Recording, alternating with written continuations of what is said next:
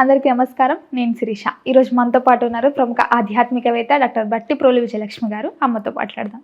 అమ్మ నమస్కారం. నమస్కారం. అమ్మ, మార్నింగ్ లేవగానే అంటే ఉదయం లేవగానే కొన్ని వస్తువులను చూడకూడదు అంటారు. కొన్ని చూస్తే శుభం, కొన్ని చూస్తే అశుభం. సో ఇట్లాంటివి ఏమున్నాయి, అసలు ఏం లేవు?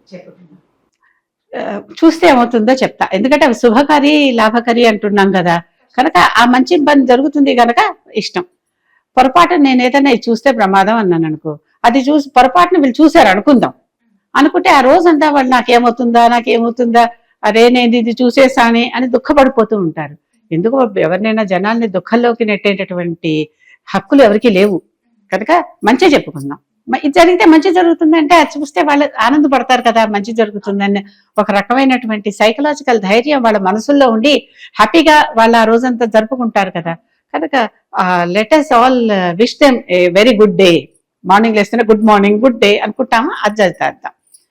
పొద్దున్నే లేస్తూనే ఏం చేయాలి అని అంటే, దేవుడు ఎక్కడో లేడు మనలోనే ఉన్నాడు అని తెలియటానికి ఒక గుర్తుగా అరచేతుల్ని చూసుకుని, ఈ చేతులే కదమ్మా మనకి ఇంత సంపాదించి పెడుతున్నాయి, మనకు నోట్లో కన్నం తీసుకెళ్తోంది, మనకి ఏ పని చేసినా ఈ చేతులు లేకపోతే కష్టమే కదా. కనుక ఈ చేతులకి అంత ప్రముఖ స్థానం ఇచ్చి ఈ చేతుల్ని చూస్తూ కరాగ్రే వసతే లక్ష్మి అంటే, ఇక్కడ ఈ మునివేళ్ళు లేకపోతే మనం ఏం పని చేసినా మనకి అంత పని ఎలా జరుగుతుంది? కనుక కరాగ్రే వసతే లక్ష్మి, కరమచ్చే సరస్వతి, కరమూలేతు గోవింద, ప్రభాతే కరదర్శనం. పొద్దున లేస్తూనే కరదర్శనం చేస్తున్నాను. ఈ చేతులే నాకు లక్ష్మి, ఈ చేతులే నాకు సరస్వతి, ఈ చేతులే నన్ను రక్షించే గోవిందుడు. గోవిందుడు గోపనం చేస్తాడు, రక్షణ ఇస్తాడు. కనుక ఇవి నాకు మూడు అవసరమే కదా, కనుక ఇవి మూడు నాకు ఇవ్వు అని వాళ్ళకి ఆ దేవతలకి దండం పెట్టుకుంటున్నాం. చేస్తే తర్వాత కాలు కింద పెట్టాలిగా, ఏ మంచం మీదో ఎక్కడో పడుకున్నా లేవాలిగా. కానీ భూదేవి ఆవిడ మనల్ని రోజంతా భరిస్తోంది, దాని మీదే నడుస్తున్నాం, అక్కడే అన్ని చేస్తున్నాం. కనుక భూదేవికి దండం పెట్టుకోవటం నెక్స్ట్ చేయాల్సినటువంటి పని. భూదేవికి దండం పెట్టుకుంటే ఆవిడ శాంతిస్తుంది అని పాదం పెడుతూనే, అమ్మ సముద్ర వసనే దేవి పర్వత స్థన మండలే విష్ణుపత్ని నమస్తుభ్యం పాదస్పర్శం క్షమస్వమే. అమ్మ సముద్రంలో కూడా భూమి ఉంది కదా, అక్కడ ఉన్నటువంటి ఓ భూదేవి పర్వత స్థన మండలే, ఆవిడ స్థనాలు పర్వతాల్లాగా ఉన్నాయట భూదేవికి. అవే కదా మన పైకి ఇలా ఉబ్బికి వచ్చేవి. పర్వత స్థన మండలే విష్ణుపత్ని నమస్తుభ్యం, అమ్మ నీకు నేను నమస్కారం చేస్తున్నా విష్ణుపత్ని. పాదస్పర్శం క్షమస్వమే, ఎవరికైనా కాలు తగిలిస్తే వెంటనే క్షమాపణ చెప్తాం, సారీ చెప్తాం. ఒక్కోసారి పెద్దవాళ్ళు అయితే దండం కూడా పెడతాం. అవునా, పాదం తగిలాక వెళ్ళిపోం ఎవరు, మర్యాదస్తులు సంస్కారవంతులు ఎవరు వెళ్ళిపోరు. పొరపాటునే తగిలింది, కావాలని తన్నాం, కావాలని తన్నితే మదం. కనుక అమ్మవారి ఆ రోజు భూదేవిని కాళ్ళతో ఎన్ని చేస్తున్నాం, కనుక అమ్మవారికి మనం పాదస్పర్శం క్షమస్వమే, అమ్మ నేను పాదంతో స్పర్శిస్తున్నాను, నన్ను క్షమించు. ఇక్కడి నుంచి మొదలు పెడుతున్నాం మన ఆధ్యాత్మిక జీవనం. ఆధ్యాత్మిక జీవనం అంటే ఏమిటి? ఆత్మీయంగా మన మనసులోనే ఉన్నటువంటి ఇవన్నీ ఎక్కడ బయట నుంచి ఏవీ లేవు. ఎదుర్కొంటే పట్టాలు అరేంజ్ చేసుకుని దండం పెట్టుకోవటాలు లాంటివి కూడా ఏవీ లేవు. ఈ రకంగా మనం మొదలు పెడుతున్నాం. సరే, స్నానం చేస్తున్నాం. స్నానం చేసేటప్పుడు ఈ నీరే గంగ నీరు అనుకో అని అక్కడ ఎలా చేస్తున్నాం, అన్ని నీరు నేను స్నానం చేసేటటువంటి ఈ నీటిలో చక్కగా ఆ పద్యం చెప్పుకుంటూ, ఆ శ్లోకం చెప్పుకుంటూ, నీటిని ప్రవాహం కదా ఉండాలి. ఇక్కడ మన బకెట్లో నీళ్ళలో ప్రవాహం ఎక్కడుంది? కనుక దాన్ని ఒకసారి ఒక చెంపులో నీళ్ళు బకెట్లో నీళ్ళలో ఇలా తిప్పుకుని, ఇంట్లో కలశ పూజ చేసేప్పుడు కూడా లోపల ఇలా తిప్పమంటారు, అలా తిప్పుకుని ఆ ప్రవాహం ఉన్నప్పుడు అప్పుడు గంగేచ యమునే చైవ గోదావరి సరస్వతి నర్మదే సింధు కావేరి జలేస్మిన్ సన్నిధిం కురు. అమ్మ ఈ సప్త నదులు వచ్చి దీంట్లో ఆవాహన చేయండి, ఈ నదులు స్నానం చేస్తున్నట్టుగా నేను భావించుకుంటున్నా అని చేయటం. ఇవి ఎంత బాగున్నాయి. పూజ కూర్చుంటున్నాం, ఎంత శుద్ధి చేసినా అక్కడ తాకాం ఇక్కడ తాకాం, ఏదో స్నానం చేసి పూజ చేసి స్నానమా, ఇలాంటి రకరకాల ప్రశ్నలు అందరూ అడుగుతూనే ఉన్నారు కదా. కొంతమందికి స్నానం చెయ్యలేని నిస్సహాయత, అనారోగ్యం, ఏదో ఒకటి. అలాంటప్పుడు మరి వాళ్ళు ఎలాగా? అప్పుడు దేవుడి దగ్గరికి వెళ్ళి కూర్చుని, అపవిత్ర పవిత్రోవా సర్వావస్థాంగతోపివా యస్మరే పుండరీకాక్షం సబాహ్యాభ్యంతర శుచి. ప్రతివారు చదువుకుంటారు. స్నానం చేసిన తర్వాత కూడా ఈ శ్లోకం చదువుకుంటారు. అక్కడ ఈ లోపల మన మనసులో ఎన్ని చెడ్డ ఆలోచనలు వచ్చాయో, మన శరీరంతో ఎన్ని తొక్కకూడనివి తొక్కామో ఇంట్లోనే, అవునా, ఈ చేత్తో ఎన్ని ముట్టుకోకూడని ముట్టుకున్నామో, ఇవన్నీ పోవటానికి కాను సబాహ్య అభ్యంతర. బాహ్య అంటే బయట, అభ్యంతర అంటే లోపల ఉన్న అశుచి, బయట ఉన్న అశుచి రెండూ పోయేలాగా నన్ను శుచిగా చెయ్యి అని.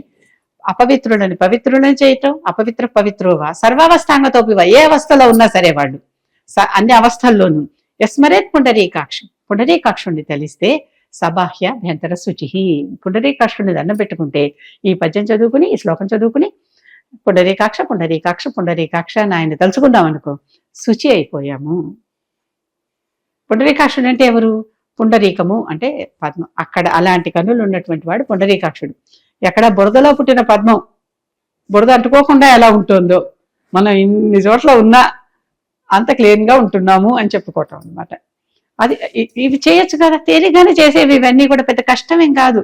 పోనీ ఈ శ్లోకాలు నాకు రావు, నేను చెప్పుకోలేను, నాకు నోరు తిరగదు, ఈ భావం చెప్పుకోవచ్చుగా. అందుకే భావం కూడా చెప్తున్నా నేను. ఈ భావం చెప్పుకోవచ్చుగా. ఈ భావం చెప్పుకొని మనసులో భావం అనుకోవటం కష్టమే ఉందమ్మా. చేతులు చూసాం, అదే ఇదే చేతులు నాకు డబ్బులు ఇస్తున్నాయి, ఇదే చేతులు నాకు వెచ్చిస్తోంది, ఇదే చేతులు నన్ను రక్షిస్తున్నాయి, దండం చేసుకోవచ్చుగా. కనుక భావం ముఖ్యం. అసలైంది కావాల్సింది శ్రద్ధా భక్తి. అదే ఇదే అందుకనే మన చెట్టుకి పుట్టికి కూడా పూజ చేస్తాం, అక్కడ దేవుడు ఉన్నాడని నమ్మి చేస్తున్నాం. ఆ భావం అనమాట. ఇలా ఒక్కొక్కటి భోజనం చేసేటప్పుడు ఈ తినేటటువంటి భోజనం నాకు అరగాలి, నాకు అది బలాన్ని ఇవ్వాలి, నాకు అది సకల ధాతువుల్ని నా శరీరంలో సమకూర్చి సప్త ధాతువుల్ని నాకు అది బలం ఇవ్వాలి. కనుక అహం వైశ్వానరో భూత్వా ప్రాణినాం దేహమాశ్రితః ప్రాణాపాన సమాయుక్తం పచామ్యన్నం చతుర్విధం. ఈ అన్నాన్నంతా నన్ను పచనం చేసేలాగా చతుర్విధమైనటువంటి ఇవన్నీ నేను తింటున్నాను, ఇవన్నీ భక్ష్య భోజ్య చోష్యలేహ్యాలు ఇవన్నీ నేను తింటున్నాను. కనుక ఇలాంటివన్నీ కూడా నాకు చక్కగా అరగాలి. నేనే వైశ్వానరుణ్ణి అంటే అహం వైశ్వానరో భూత్వా, ఈ భూతాలన్నిటిలో నేనే వైశ్వానరుణ్ణి అని చెప్పాడు అన్నమాట ఆయన. పంచభూతాలు తెలుసు కదా మనకి, వాటిలో వైశ్వానరుడు అంటే ఎవరు? అగ్ని. అగ్ని రూపంలో కడుపులో ఉండి జఠరాగ్ని రూపంలో మనం ఏది తిన్నా జీర్ణం చేసేటటువంటి ఓ మహావిష్ణు నీకు నమస్కారం, నాకు నేను తిన్నవన్నీ నాకు పచనం చేసి నాకు బలాన్ని ప్రసాదించు అని వేడుకోవటం చేయగలం కదా. భావం చెప్పుకోవచ్చుగా కనీసం. కడుపులో మంటగా ఉందంటారు చూడండి, కడుపులో ఆకలిగా ఉంది, ఆకలి మంట. కడుపులో జఠరాగ్ని అనే ఒక అగ్ని ఉండి, రకరకాల అగ్నులు, ఆ అగ్ని మనం ఏం తిన్నా నిప్పులు వేస్తే ఏమైనా అయిపోతాయి కదా, అది మనం తిన్నవన్నీ పచనం చేస్తుంది. కనుక ఆ వైశ్వానరుడికి దండం పెట్టుకోవడం. ఏది చేసినానమ్మా బయటకు వెళ్తున్నాం, నాకేమి అడ్డంకులు లేకుండా ఉండు అని వినాయకుడికి దండం పెట్టుకుని బయటకు వెళ్ళండి. వినాయకుడు శ్లోకం బోర్డున్నా ఇప్పుడు నేను చెప్పక్కర్లేదు కదా, ఆ శ్లోకం చెప్పేసుకోండి, బయట కాలు పెట్టండి. హనుమంతుడు ఉన్నాడు, అసాధ్య సాధక స్వామిని అసాధ్యం తవకిం వద, రామదూత కృపా సింధో మత్కార్యం సాధయ ప్రభు. కష్టమైన కార్యం వాళ్ళు ఏదో చేయాలి, మనం ఏదో ఒక పెద్ద పని ఏదో చేయటానికి వెళ్తున్నాం, ఒక పెద్ద కార్యం చేయటానికి. అసాధ్యమైన కార్యమైనటువంటి రామకార్యమే సముద్రం దాటి వెళ్ళి సీతను చూసొచ్చి మళ్ళీ తిరిగి వచ్చి చెప్పాడు. అంత గొప్ప కార్యం చేసినటువంటి ఓ రామదూత, ఓ కృపాసింధు అంటే ఆయన కృపాసాగరం, దయాసాగరం, నా కార్యం కూడా కొంచెం చేసి పెట్టవయ్యా, మత్కార్యం సాధయ ప్రభు అని ఆయన్ని హనుమంతుడిని వేడుకోవటం. ఈ పనులు చేయలేమా? నిజం చెప్పండి. చేయగలుగుతాం, తేలిగానే చేయొచ్చు కదా. పడుకుంటున్నాం రాత్రిపూట, పనులన్నీ అయిపోయినాయి, వచ్చేసాం, పడుకుంటున్నాం. పడుకునేటప్పుడు ఎటువంటి చెడ్డ కళలు రాకుండా ఉండాలి కదా. కనుక అటువంటి అప్పుడు నిద్రపోయే సమయంలో అదొకప్పుడు ఒక శ్లోకం, రామం స్కందం హనుమంతం వైనతేయం మృకోదరం సేనేయ పఠేన్నిత్యం దుస్వప్నస్తస్య నశ్యతి. చెడ్డ కళలు రాకుండా హాయిగా నిద్ర పట్టేలా చేయి తండ్రి అని ఈ దేవుడిని వెడుకుతున్నాం. ఎవరిని? రామం స్కంధం, రాముడు, స్కందుడు అంటే సుబ్రహ్మణ్యుడు, వైనతేయం హనుమంతం హనుమంతుడు, వైనతేయం అంటే గరుడు, వృకోదరం అంటే భీముడు. వీళ్ళని దండం పెట్టుకుంటేట వాళ్ళు దుస్వప్నాలు రాకుండా మనకి తీసేస్తారట. కనుక వాళ్ళని తలుచుకోండి ఒకసారి. ఈ పేర్లను తలుచుకోవచ్చుగా, ఇప్పుడు నేను చెప్పానుగా ఎవరెవరో, ఈ పేర్లను తలుచుకుని దండం పెట్టుకుని చెడ్డ కళలు రాకుండా హాయిగా నిద్రపట్టేలా చూడు తండ్రి అని దండం పెట్టుకోవటమే కదా. పేర్లు తలుచుకోవటానికి పద్యం రావక్కర్లేదుగా, శ్లోకం రావక్కర్లేదు. ఇప్పుడు నేను చెప్పిన వాటిల్లో శ్లోకాలు ఉన్నాయి కరెక్టే, ఇవి వీటిలోనే ఎందుకున్నాయి, తెలుగులో ఎందుకు లేవు, ఇంకో భాషలో ఎందుకు లేవు అని అంటే, ఒకప్పుడు మనకున్న ఏకైక భాష సంస్కృతమే ఈ దేశంలో. అప్పుడు ఇన్ని భాషలు లేవు. ఆ ఏకైక భాష, అది కూడా సంస్కరింపబడిన భాష కనుక దానికి సంస్కృతం అని పేరు. అంతకుముందు ప్రాకృతం, పైశాచి ఇలాంటి భాషలన్నీ చాలా ఉన్నాయి, పాళి, బోడు భాషలు ఉన్నాయి. ఆ భాషలు కాకుండా సంస్కరింపబడిన భాష కనుక సంస్కృతం అన్నారు దాన్ని. అందుకే సంస్కృతంలో అక్షరాలు మారవు. తెలుగు భాషలో ఆ అక్షరాలు మేము చదువుకోలేదండి, అలు అలు అరు అరు ఇలాంటి కొన్ని అక్షరాలు మేము చెప్పలేదండి అని అనేస్తున్నారు. ఇప్పుడు అవి ఎక్కడ పడుతున్నామో తెలియట్లేదండి అంటున్నారు కదా. ఇలాంటివి ఇన్య ఇని ఇలా కొన్ని ఉన్నాయి కదా మనకి, వాడట్లా మానేస్తున్నారు. పెళ్లి అనమంటే పెళ్లి అంటున్నారు. మనకున్నాయి కొన్ని పదాలు, అవి అక్కడ లేవు. సంస్కృతంలో లాలాకు ఒకటే పదం అనుకోండి, వాళ్ళకి ఒకటే అక్షరం, వాళ్ళకి 2 అక్షరాలు లేవు అక్కడ. కళ్యాణమే, కళ్యాణం కాదు వాళ్ళకి. కనుక ఇలాంటి పదాలు ఆ సంస్కృతం సంస్కరింపబడిన భాషలో ఏమున్నాయో వాటిల్లోనే కదా అందరు రాశారు, కవులందరూ, రచయితలందరూ.